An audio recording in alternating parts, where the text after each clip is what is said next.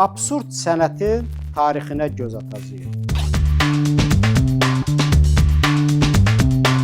Absurd sözü latıncadan alınmış fransız sözüdür. İfadə etdiyi məna həyatın mənasız və məqsədsiz bir təsadüf olmasıdır. Təməl düşüncə budur ki, həyatda baş verən hər bir hadisə səbəb-nəticə qanunu ilə bağlıdır. Absurd düşüncə bunu inkar edir. Heç bir səbəb yoxdur, heç bir nəticədə olmayacaq. Fəlsəfi düşüncə olaraq absurdizm eksistensializmin davamıdır.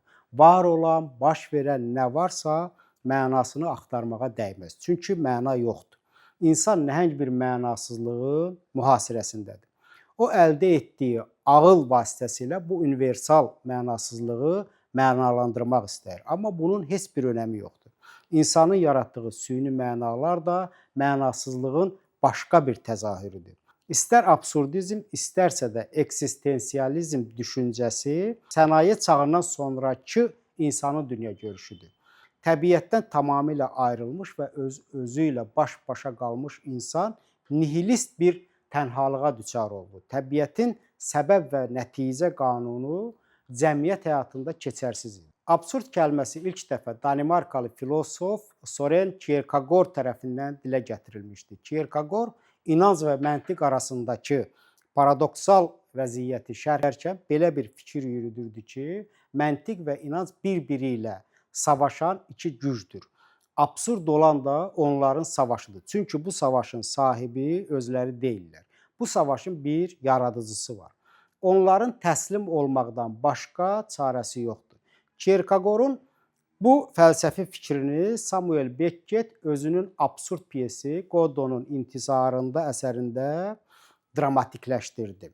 Piyesin əsas qəhrəmanları Vladimir və Estragon Kierkegaard'un məntiq və inancının bir növ vücud bulmuş obrazları idi. Vladimir İncildən sitatlarla silahlanıb, Estragon isə məntiqin sualları ilə. Onlar bütün piyes boyu bir ağacın ətrafında dolaşırlar. Əslində Vladimirin və Estragonun gözlədiyi və gəlib çıxmaq bilməyən Godot həmin ağacın özüdür. Onlar bu ağaca gözə görünməz zəncirlərlə bağlanıblar. Məntiq və inanc nə bir-birini tərk edə bilir, nə də öz zəncirlərini qoparmaq istəyirlər. Albert Camus Kierkegaard'un təslimiyyətini inkar edir, onun düşüncəsini fəlsəfi intihar adlandırırdı. Camus'a görə insan olmaq istəmədiyi bir yerdədir və ona həyat deyir. İnsan bir sizifdir. Eyni daşı eyni dağın zirvəsinə qaldırır, hər dəfə daş zirvədən dığırlanır və sizif onu yenidən qaldırmağa məhkumdur. Bu absurd mübarizə sonacan belə davam edəcək. Camus'a görə insan öz mübarizəsinin absurd olduğunu bilərək yaşamağı gözə almalıdır. Həyatda məntiq axtarmamalıdır.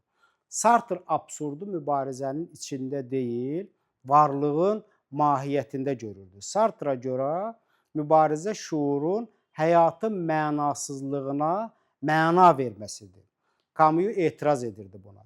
Varlıq özlüyündə absurd deyil. O yalnız insanla qarşılaşanda absurdlaşır. Hər halda 20-ci əsrdən sonra Qərb fəlsəfəsi və onun davamı olan Qərb sənəti dünyaya absurd gözləntilər planeti kimi bir ünvan qazandırdı.